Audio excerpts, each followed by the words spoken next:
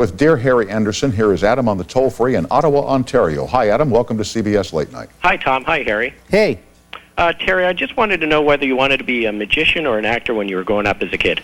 Oh, it never occurred to me to be an actor. I knew I was going to be a magician. I'm looking at this. I do this every time. I look at the speaker on the floor. I know. I knew I was going to be a magician from the time I was probably 8 years old. Mm-hmm.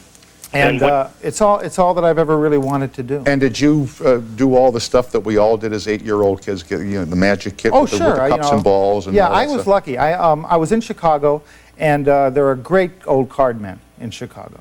And I was able to kind of work my way into their, into their circles by emptying their ashtrays, and they showed me what you could do with a deck of cards. So I had a little bit more of an introduction to it. But acting came as a complete surprise to me. I did Cheers because I ended up on Cheers because I'd beaten Les Charles out of $20 on the street in San Francisco, and he asked me to do Cheers. That led to Night Court, and that was really on-the-job training. Wait. You beat a guy out of $20 and that led to Cheers? Well, I beat a fellow named Les Charles out of $20 on the street in San Francisco, and years later, when he and his brother were putting together a show called Cheers, he saw me on Saturday Night Live, remembered that, and asked me to play the con man on Cheers.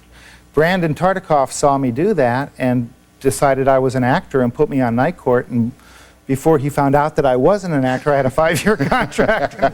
And I might add a hit on your hands. And a hit, yeah. Adam, I'm glad you called. Thanks for watching, sir. Thanks, Tom. All right, bye-bye. Bye-bye. Speaking of Saturday Night Live, you guest hosted that show one time when you brought the guinea pig on. Skippy. And ate the guinea pig. You ate the guinea pig. Boy, you can do a lot of stuff on Saturday Night Live and it doesn't cause much of a stir, but if you eat a rodent, man, do they call. Yeah, in the monologue. It's an old trick. It's an old carnival trick. I picked up a guinea pig and ate him. And, well, the thing lit up. SPCA called, I'm sure. Oh, Lordy. I had to bring him out by the end and show that he was okay. Oh, so you didn't really consume the rodent? Yeah, they taste a little like condor. More of a smoky aftertaste. Now, that would be called a geek act, right?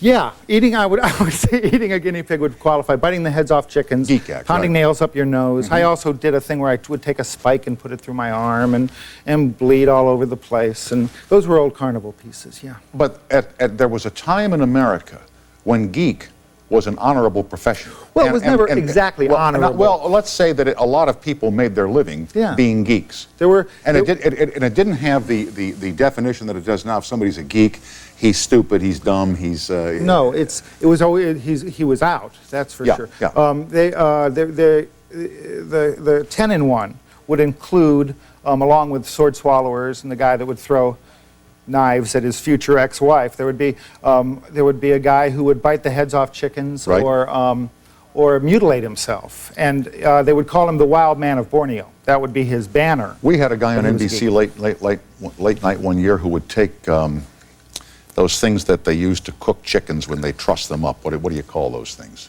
Skewers. Skewers. Thank you very much. Right. And he would put it in here, and then through his tongue, and then out the other cheek. And he's now the head of comedy development. It's amazing, isn't it, how that all... Yeah. But, and we would sit and watch this, the tape over and over again to see if we could figure... There's a fellow now touring, Jim Rose, has got an entire circus of people who do extraordinary things. People who are pierced everywhere and I remember one time my mom took me at this county fair, see the dog child. It has the body of a dog. It has the sexual organs of men and women. Only 25 cents now.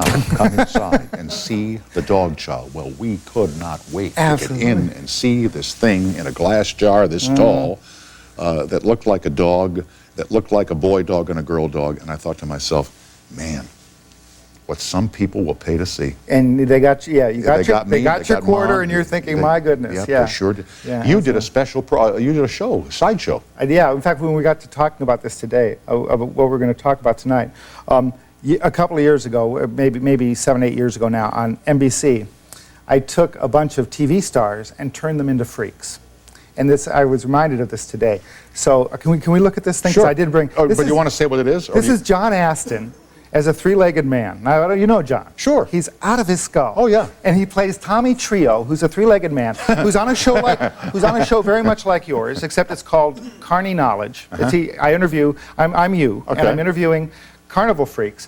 And he has written a new book called I Don't Want to Talk About It. He is willing to be interviewed about anything except the fact that he has Yes, three legs. All right, here's some videotape with Harry Anderson and John Aston. For example, in your recent book entitled I Don't Want to Talk About It, you have chapters here on finger foods, how to use a road atlas, do-it-yourself plumbing, the joys of underwater basket weaving. But nowhere here do you mention the fact that you have 3 legs. Really? Let me see.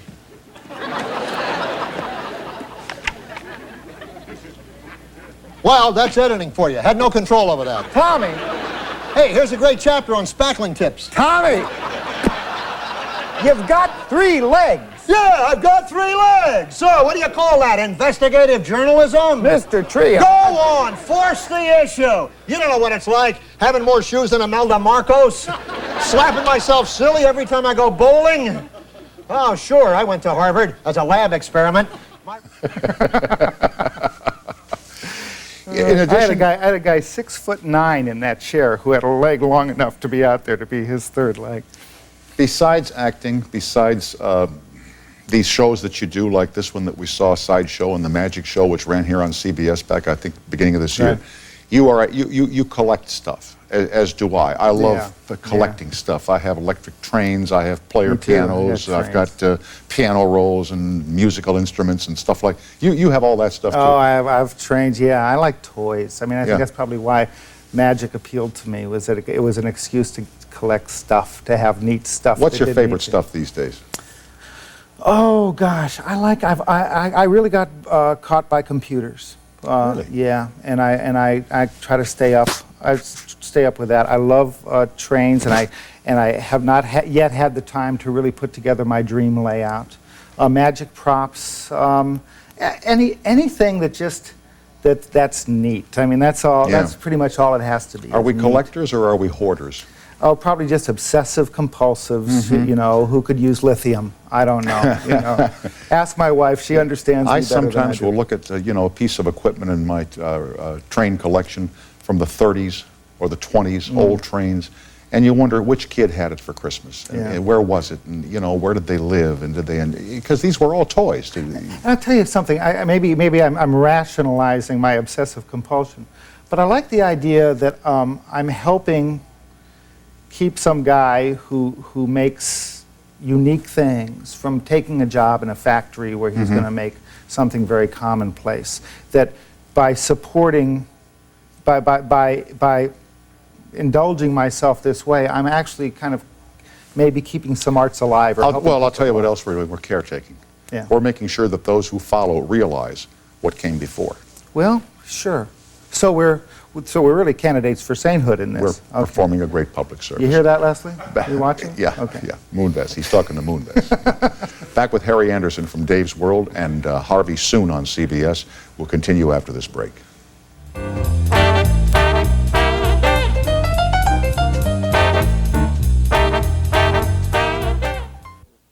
With Harry Anderson, here's Brandon on the toll-free in Orlando. Hi, Brandon. Welcome to CBS. Hi, how you guys doing tonight? Okay, thanks. Good. Harry, Hey. how are you? Fine. How are you, Brandon? Man, you have been such an influence in my life. I have.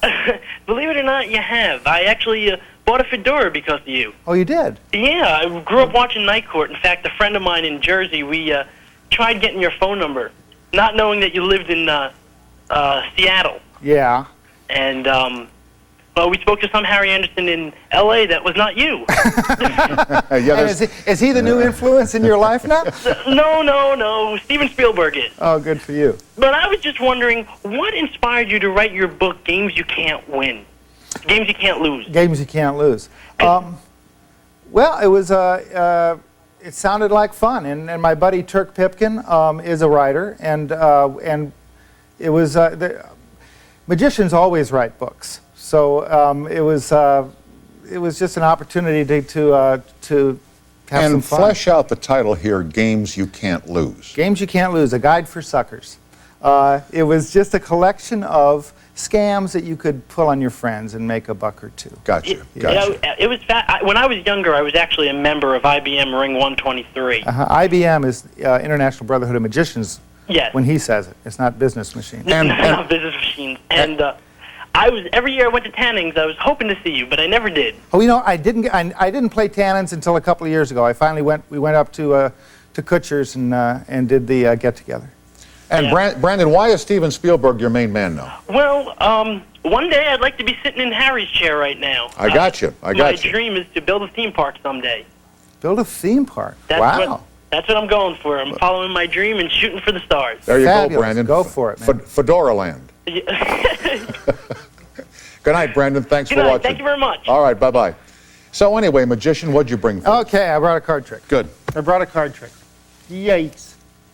Didn't have a lot of time to practice. That's okay. I'm so busy, Yeah, I in know. my many other fields. See, the distraction begins immediately. But I'm going to give this a shot here. I'm just going to give this a shot. Deck of cards, deck of cards. You're going to touch a card. Touch any card you like. Any card you like. Any this card you card like. right here. Is that the one you can change your mind? Are you No, happy with that? happy with okay, that card. okay. We're going to put that card, the two of diamonds, right down there. Now, as I told you, I haven't had a lot of time to work on my magic, so I've handicapped myself, given myself a little bit of an advantage here. These cards are marked. Now, in this light, it might be tough to see, but if you can catch No, they can see it. They can see can it. you see a little glimpse Right, woven like into the back nine of pattern there? clubs, nine. Right. Yeah. Marks on the back. Why don't you touch one of them? Just touch any one you like. Okay, I'll Anyone touch this you- one right Is that you want to change your mind? No. All right. Two of diamonds, two of spades. Before my birth, I made a prediction. Two predictions, in fact. Look at that. Two predictions. They were sitting right in the box. Unbelievable. Look at this.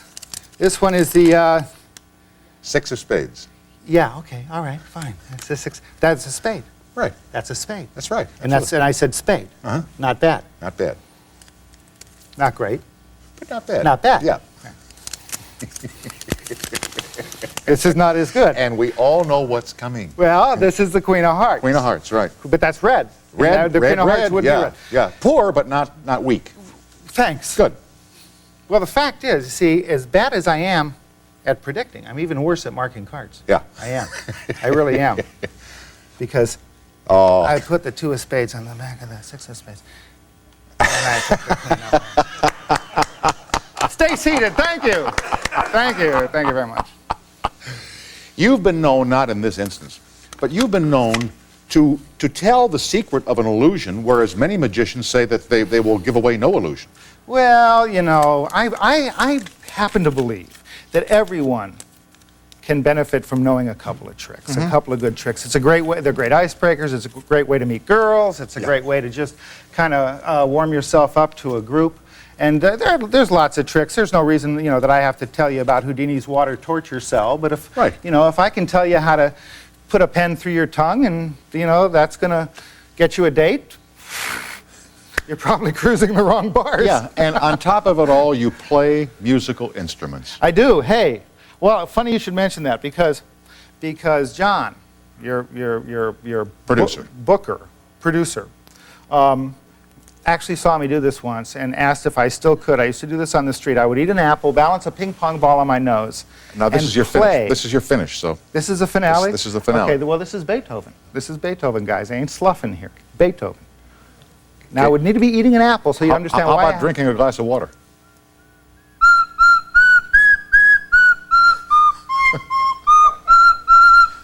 Stay seated.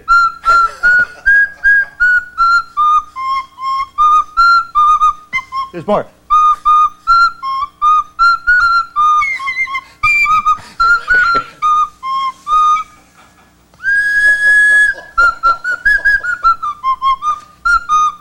Thank you. No, please. Please. There is nothing more to see. Once Go you to your got it, homes. you don't lose it. It is always a joy, sir. It sure is. I hope to see Harvey Tom. soon here on CBS. I hope so. I always watch you on Dave's World, and you're always a treat. Thanks for coming over. Thank you. My pleasure. Harry Anderson is the guest. Dave's World is the program on CBS on Fridays. Harvey coming up at Easter time if we have our way with Moonvest. Let's have our way with Let's Moonvest. have our way What do with you you. Next, Pete Early and the spy story that astounded the CIA after this short break.